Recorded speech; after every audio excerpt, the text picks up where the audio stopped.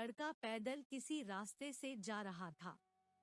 उस लड़के ने देखा कि सामने वाले बिजली के खंभे पर कागज की पर्ची चिपकी पड़ी है और उस पर्ची में कुछ लिखा हुआ है। वो लड़का थोड़ा नजदीक जाकर पर्ची में क्या लिखा है वो देखने लगा।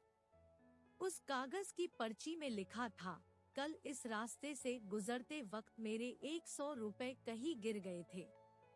मैंने ढूंढने की बहुत कोशिश की लेकिन मुझे वो नहीं मिले। कृपया इस रास्ते पर कहीं भी किसी को भी मेरे 100 रुपए मिले तो इस पत्ते पर पहुंचा देना। पर्ची में उसका एड्रेस भी लिखा हुआ था। लड़के को ये पर्ची पढ़कर उस एड्रेस पे जाने का मन करने लगा। वो लड़का उस एड्रेस पे जाने के लिए आगे बढ़ने लगा। उस एड्रेस पे जाकर लड़के ने देखा कि वहाँ पर एक झोपड़ी है। लड़के ने बाहर से आवाज लगाई तो उस झोपड़ी में से एक वृद्ध औरत लाठी के सहारे बाहर आने लगी।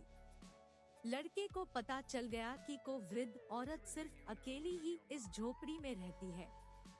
वो लड़के ने उस वृद्ध औरत से कहा कि माँ जी, आपके 100 रुपए जो गिर गए थे वो मुझे मिले हैं। ये रहे आपके 100 रुपए। उस लड़के की बात सुनकर वो वृद्ध औरत रोने लगती है और कहती है कि बेटा, अब तक करीब 15-20 लोग मुझे 100 रुपए देकर जा चुके हैं। बेटा, मुझे ठीक से दिखाई भी नहीं देता है और मुझे पढ़ना लिखना भी नहीं आता है। पता नहीं किसने मेरी ऐसी हालत देखकर मेरी मदद करने के लिए ऐसा किया है।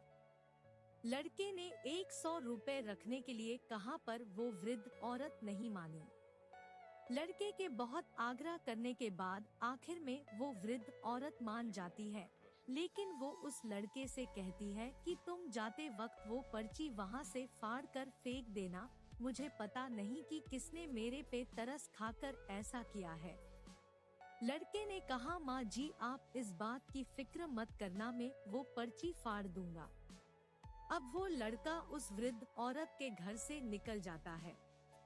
थोड़ी देर चलने के बाद उस लड़के ने सोचा कि आखिर मुझसे पहले आए हुए उन 15-20 लोगों को भी इस माँ जी ने वो पर्ची फाड़ने को कहा होगा, लेकिन उनमें से किसी ने भी पर्ची को नहीं फाड़ा, तो फिर मैं क्यों फाड़ दूं?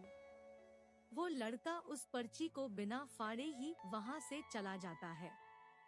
उस लड़के के मन में उस व्यक्ति के लिए बहुत ही आदर और सम्मान था जिसने ये तरीका ढूंढा था और इस जरूरतमंद वृद्ध औरत की मदद की थी। मोरल, हमारे मन में सिर्फ किसी जरूरतमंद की मदद करने की इच्छा होनी चाहिए, क्योंकि मदद करने के तो बहुत सारे तरीके होते हैं। हम किसी भी तरह मदद कर सकते हैं। अगर आपको हमारी स्टोरी अच्छी लगी हो तो अपने दोस्तों के साथ भी शेयर कीजिए और कमेंट में जरूर बताइए कि कैसी लगी हमारी स्टोरी।